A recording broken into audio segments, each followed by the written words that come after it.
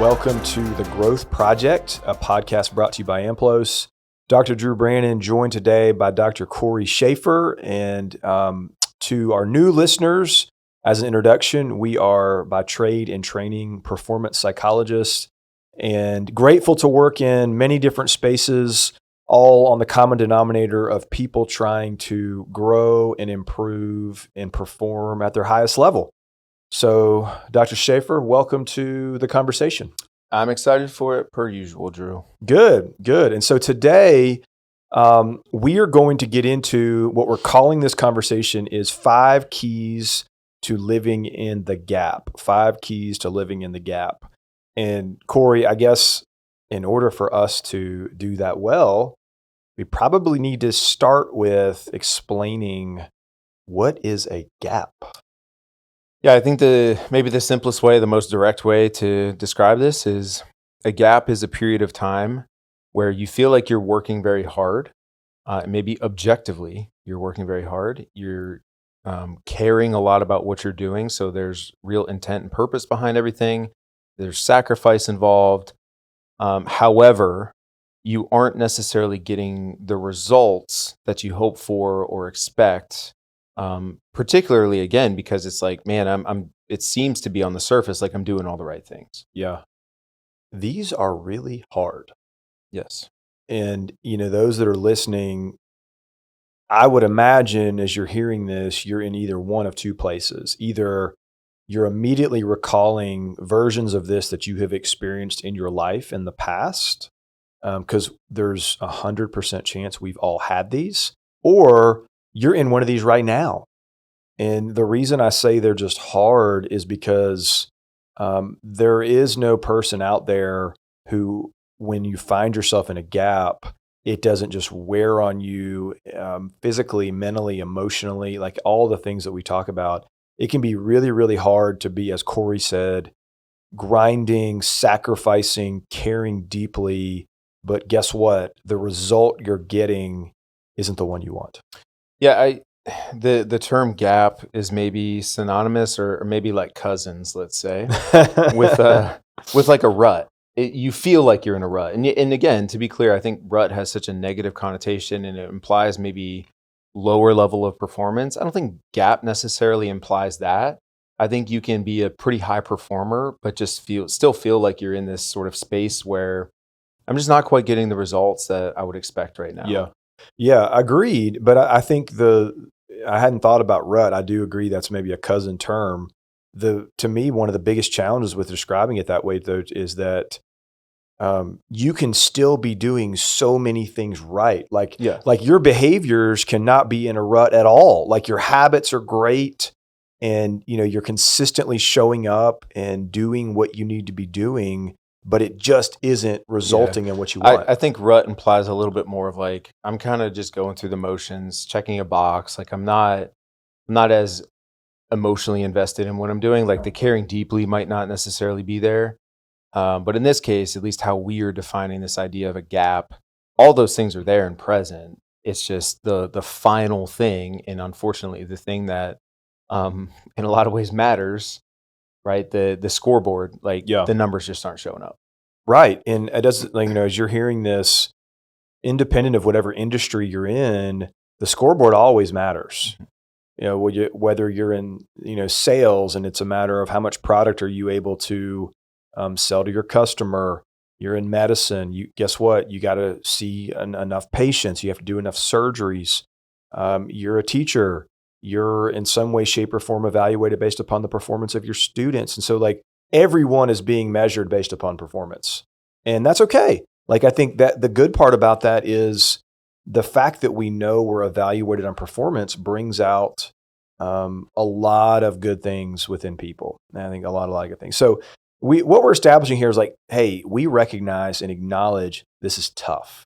And what we want to offer you today are specific ideas and strategies of how to deal with these times. Yeah, and again, you can think about this in some ways as a little bit of a plateau, right? Maybe that's better language. But I think just the final point I wanted to make here in even defining this or talking about it, introducing it, is we can't expect that our performance is always just going to be this linear upward trend. That's right. And I think that's a good reminder for people. Like these gaps, these plateaus that we're talking about are very normal. Mm-hmm. What I was thinking about as you were talking there, Drew, was if anybody's ever, especially if it's like been a while since you've like worked out, especially like lifted weights, right? Yeah. Really quickly, you make a ton of progress. Yeah, that's right. Like in the first, couple of months, it's amazing how much stronger you can get almost immediately when you start activating these muscles that have been maybe dormant for a while. Right. But then everybody hits a plateau. Mm-hmm. And like motivation hasn't changed, still busting your butt and working hard and like giving your best effort. You just have to get comfortable with being in that space for a little while before you hit the next like upward trend. Very similar deal with weight loss. Sure. Yeah. Same kind of deal. Yeah. If you are overweight and you decide, I'm really going to get after this, it's pretty normal to lose a fair amount of weight quickly, and then it gets harder. All right. So, Cory, let's get into these 5 keys to navigating gaps, beginning with where are we starting? Yeah, I want to start actually. I'm going to throw you a little bit of curveball here. Sure, good. I want to start first and foremost with, and this kind of builds off a recent conversation, Drew, you and I had on the podcast. The importance of when you're in this space, I think probably the primary thing that you need to do is take a step back and reflect on and evaluate just your processes, your day-to-day, your mindset. And so we described this a few weeks back as like, just take some time to look a little bit deeper. Yeah. And what I mean by that is when you're in this space, I think probably the first check is, well, am I doing the right things? Yep. Am I showing up with the right kind of mindset every day? You want to be certain that what you're doing first and foremost are the right things. Right. Right. And so I think we want to confirm that we're really on the right path, that we're on the right track. If I feel like after doing this, hey, maybe there are a couple of things that I can tweak or that I can adjust. We're not talking about major things because again, like I'm doing a lot of the right things and I know that. Yeah. But maybe there are a couple things that I feel like I can tweak or I can adjust, and even just mentally what that can do for you to feel like, hey, I learned something, I corrected it, and even though I'm still within this gap, I feel like I made progress. Yep. Simply because of that. Yeah, here's how I look at it. I agree with you. Once you're in this spot, there is no like click your heels, snap your fingers type solution to just immediately get you out of it. That's not happening. If you could very quickly pull yourself up out of this gap, you would have already done that. And so it's one of those things of you're here. There's no back door. There's no quick exit. You owe it to yourself and probably others to get something productive out of this, which is essentially what you're saying of don't miss the opportunity to create an effective step back, reflection, evaluation, looking deeper, as you said, at how I'm going about my business, what could be improved, what could be better, and make adjustments. Because when you think about and we've seen so many versions of this and examples of this in life, and people will talk to you about how, hey, it was during those moments, those times of difficulty that I learned certain things about myself that I'm really not sure I would have learned otherwise. Like the sports center type moments are fantastic, but they're not always the most educational. So these gaps present excellent opportunities for learning and growth if we'll do what you're saying there. Yeah. Yeah, I think, again, you can refer back to that previous conversation that we had on the podcast if you want to know, like, well, what are some of the questions I need to be asking myself?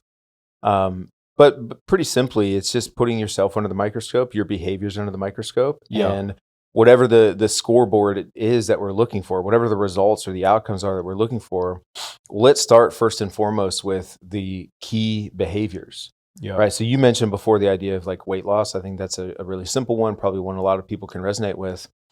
Well, right out of the gate, like the key behaviors I should probably be looking at first and foremost are my diet, right, and exercise. Mm-hmm. And just starting there, hey, is there something I can tweak or adjust? Right. I mean, this one even that example kind of resonates with me recently. I felt like I was in this space during Q1 of the year. My goal was to trim down a little bit. All right. Okay. Yeah. Never So knew. so like the simple subtle tweaks are like, first and foremost, I start shifting to a little bit more cardio based exercise, a little less weight training, right? But I felt like at some point, like, man, I feel like I'm doing a lot of the right things, but here I am, like the scale's not moving a whole lot. Yep. And so the thing that I spent some time looking at first and foremost was like, all right, diet. Is there anything else that I can really kind of clean up in my diet? Generally, it's pretty good, but where could it be even just a little bit better? And within that, it was like, all right, weekends could definitely be a little bit better, right? Just like everybody else, those are the cheat meal days and whatever. Maybe like less snacks, right? I come home and my toddler has some fantastic snacks in that pantry, right? So it's easy to grab one of those from time to time. It's like, okay, if I'm a little bit more disciplined, can cut some of that out, maybe that'll have some impact. Yeah. Now, within a couple of days, do I expect to see some massive change on the scale? Like, absolutely not. But the point is, even just taking a step back and thinking through what other small little adjustments can I make was enough to feel like, okay, I made another step forward. Now I just need to kind of trust. And we'll get to that in a little bit. I love the peek behind the curtain of the 2-kid lifestyle. Heck yeah. Hey, it's okay to just embrace the. That's right. Hey, maybe it's taking a little wear and tear on the physique. Hey, we're in a good spot now, man. Okay, so before we leave this one, there is one more thing I think is important to mention here, and that is acknowledging that when a person is in one of these gaps, emotionally and mentally, here's what's typically happening. Stress is elevated, anxiety is elevated, frustration is elevated.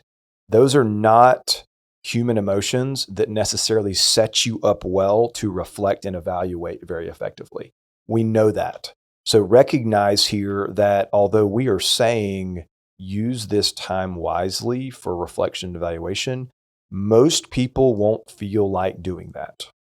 You're not going to feel like doing that. Instead of that, you're going to want to kind of double down, go harder, and short circuit, make this gap thing end quicker. And that is completely understandable and logical. So just recognize that if you feel these things internally that are kind of screaming at you and saying, well, no, like you don't do that. That's going to take too long or be annoying, or this isn't ultimately what you want. Like, just understand that those voices are probably coming from a place of mental and emotional distress and not the voice you want to be listening to. Well, and I think that's a really good segue into kind of our second key here, which is patience. Oh, wow. Yeah. Right. And again, it's so counter to what you feel like you should be doing.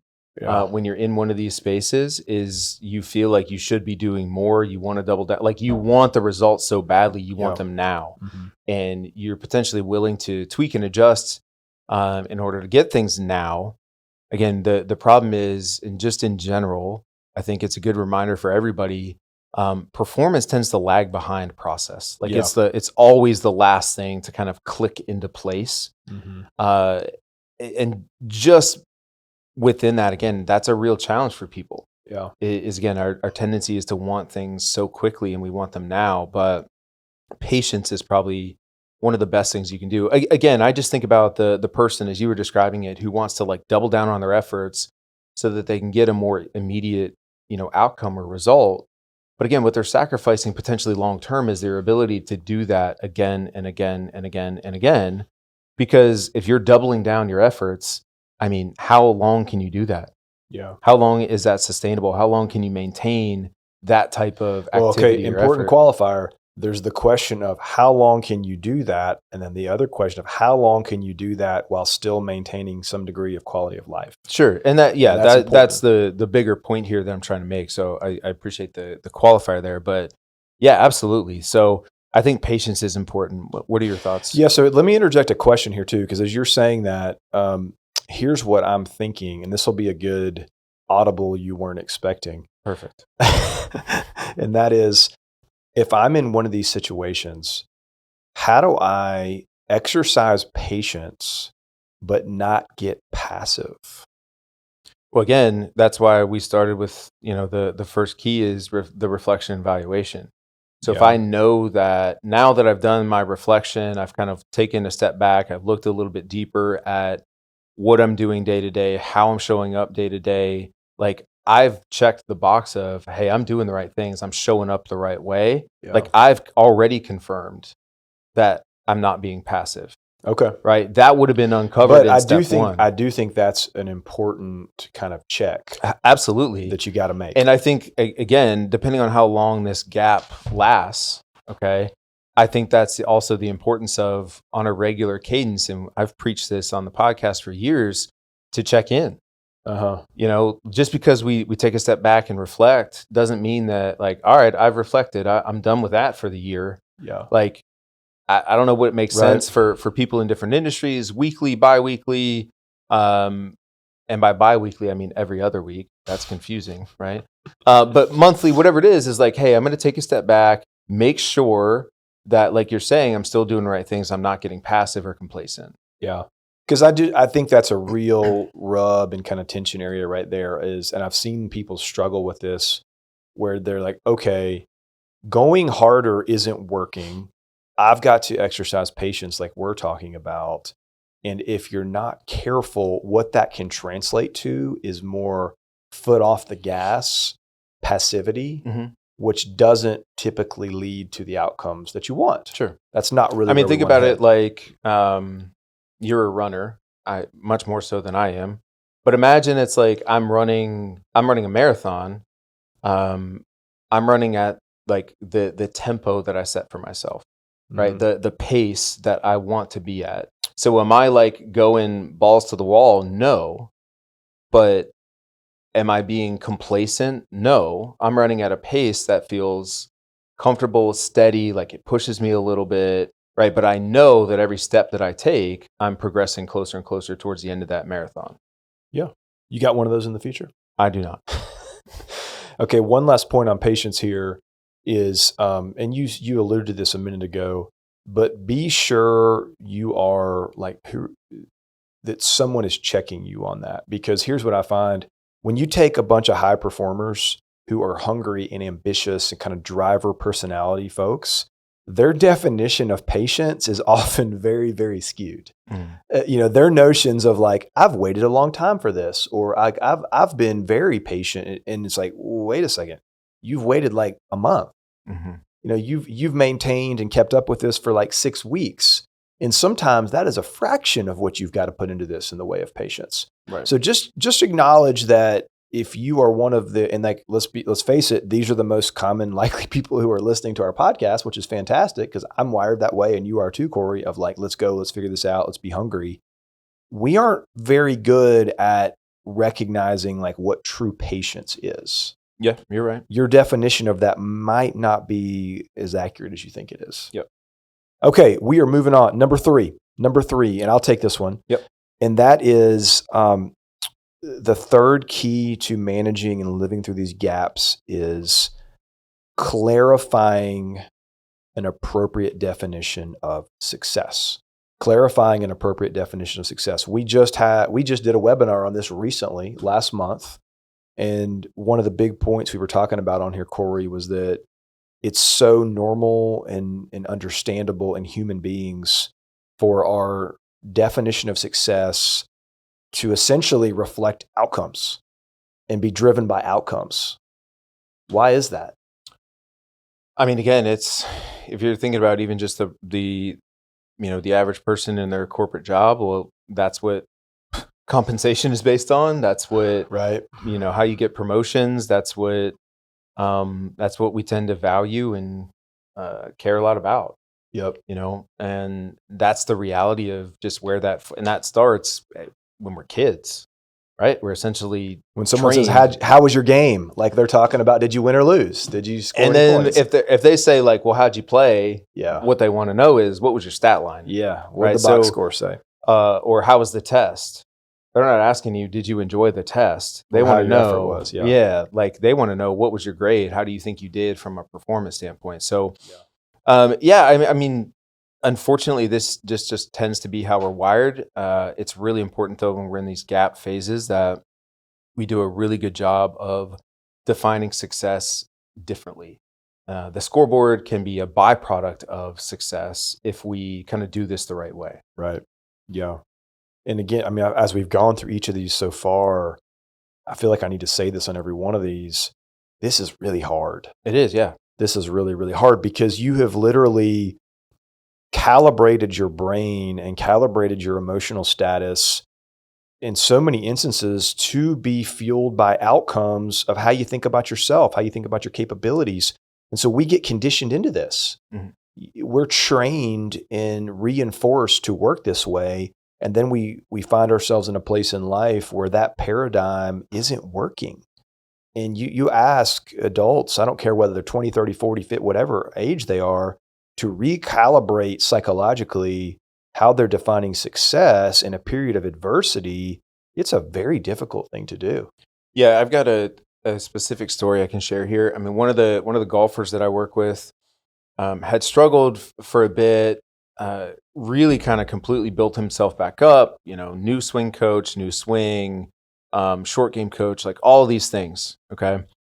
And the progress he's made over the last however long has been great. And yet, again, like we talked about, the last thing to kind of click into place is performance. Yeah. And so objectively, like just looking at how he's going about his business, the process, the practice, the quality of all is fantastic. And yet, like the scorecards and the final results in tournaments, like haven't quite been there. And so I've had to again and again and again remind him of like, man, the most important thing you can do right now is define your success by something other than the scorecard. Right. And just trust and believe that like, if you're doing the right things and, if you have the right mindset, like that will fall into place. But that's so counter, like the tendency is to want to like, well, I've been working so hard. Now when I show up to the tournament, like I need to get the result. Yeah. And in some ways then just altering your mindset in that way, it's like, well, that's not how you're practicing. Yeah. Right. Right. You hit thousands of golf balls in practice and that's not really your mindset. Your mindset's just on grooving your swing and, getting comfortable and this and that. Now you show up to the course and it's like, I got to make a birdie. Yep. And it's like, you're not even giving your work a chance to come through because you've changed a massive variable in the process. And so the focus had been more recently on like kind of a mental scorecard, right? Like make that your definition of success. And if you can walk off the course and feel like, hey, I was focused, I was fully committed to what I want to do and, maintain a positive attitude, whatever it is, that just trust that the score will follow. Yeah. How I would summarize what you're saying, which I agree with, is define success based upon how you're going about your business, not the results of your business. Yeah. And what we have seen work over time is you take a person who's willing and able to do that consistently. There's the key word. And I don't mean for a day or a week. Like if you can consistently show up and do that, of define success through how you're going about your business in the way of attitude, behaviors, habits, approach, demeanor, disposition, you stick with that, you do that with great enough consistency, improved, now key word here, I didn't say ideal, I said improved. Improved results will follow. Any attempt or chances you have at ideal results will always be after improved results. And that's the progression that you got to be willing to follow. That's the sequence of things. Behaviors put you in a position to have a chance to see improvement. Improvement puts you in a position to have a chance to see some form of, and this is a tricky word, ideal results, whatever that is. I mean, I think if we're talking about the example of golf, one of the ideal results would be winning. Sure. It's extremely hard to win. I don't even think for most players, like that's not even necessarily the focus. It's like making cuts. Yeah, I need right. to, get some decent scorecards under my belt, like that kind of thing. But yeah, I'm with you. I don't necessarily mean the main goal, but an ideal type of result. Right, and right. anyone who wins on the PGA Tour, anytime, any place, it's just a massive accomplishment, obviously. Okay, so we've got, just to rehash here, reflection, number 1, number 2, patience, number 3, clarifying success, our definition of success. What's 4, Cory?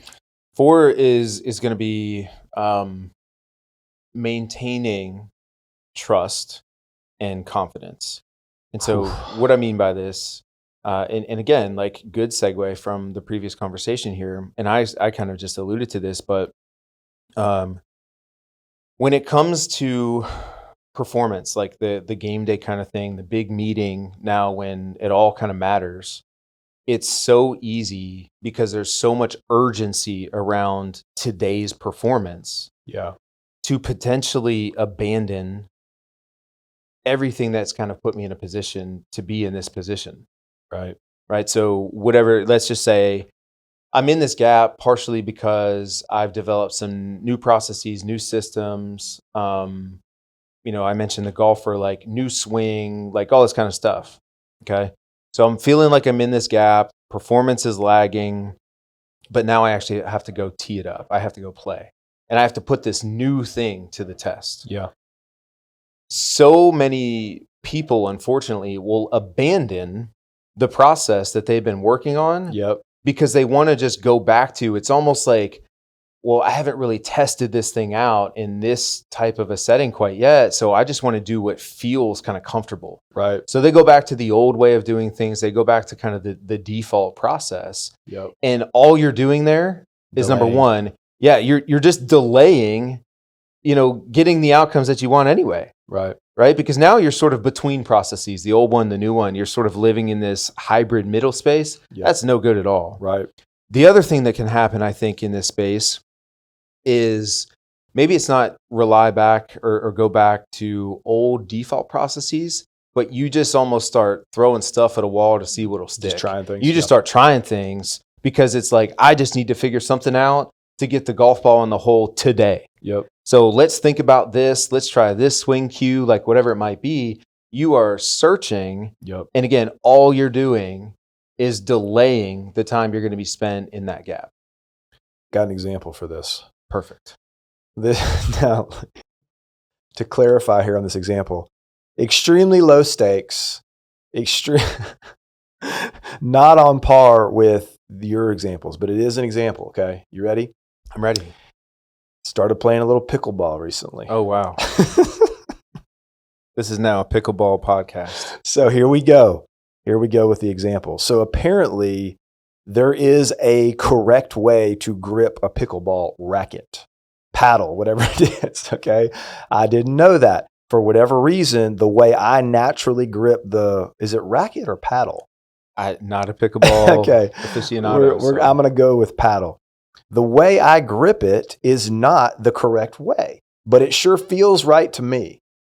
And so as I've started kind of playing this a little bit, I don't really want to grip it the correct way. Like I want to grip it the way it feels comfortable to me, but guess what? It doesn't work very well. And so here's the tension of I'm trying to grip it the correct way because that's the way you're supposed to do it. But when it comes time to actually play a game, what do you think I do? You go back to I go back to the old way. What does your coach have to say about this? I have to know. That's off limits for this podcast here. She's been let's just say we've been married for 20 plus years. And so this isn't the first thing that she's tried to get me to change my ways on.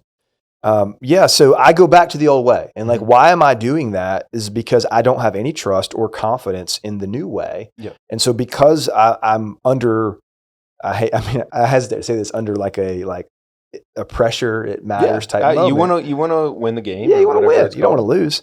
Because I want to win, I don't want to grip it the way I'm supposed to. So it's like you're valuing today's confidence over, or what's familiar. I'm valuing what's familiar, comfortable, preferential. Right. And that's what I mean is like you just want to feel confident in, if nothing else, like what feels good to me. Yeah. Right. So you're valuing that over your long-term progress, growth, and being on the other side of that gap. Yeah. Like, I know that's not a conscious decision, but that's kind of what ends up happening, right? It's like, I just want to feel good today. Yep. I don't need to worry about tomorrow. And then tomorrow, let's say you get, I'm sure you're a guy who goes out and practices this quite a bit, right? I can't say that. So now I get back in practice the next day and I'm running through drills with my coach wife and now I'm actually holding it like I'm supposed to. And I can even see how like, okay, yeah, like I'm starting to hit some good, I don't know the terms here, but like, hey, it's starting to feel a little bit better. But then the next day you go back to playing again. And what do you want to do? Go back to default. Because, hey, let's face it, although this is not the PGA Tour, does anybody want to lose to their wife in pickleball? I understand it. No, you don't want to lose. And so again, that's the point though, is like, if you've confirmed, again, this all started with, You've kind of checked in, you've reflected on things, you've evaluated yourself, your process, whatever. If you've confirmed and believe that like, nope, this is the right thing to do, the best thing that you can do is just believe in it, trust in it. So just one last thing, I do need to state this for our listeners who might be thinking like, wow, this is you. My wife was a NCAA All-American tennis player 20 plus years ago. So this is not your average pickleball competitor. Anyways, okay. Probably time to go to number 5. All right, number 5, you jump into it. Go ahead. So the last one here in terms of the keys to navigating the gaps is support.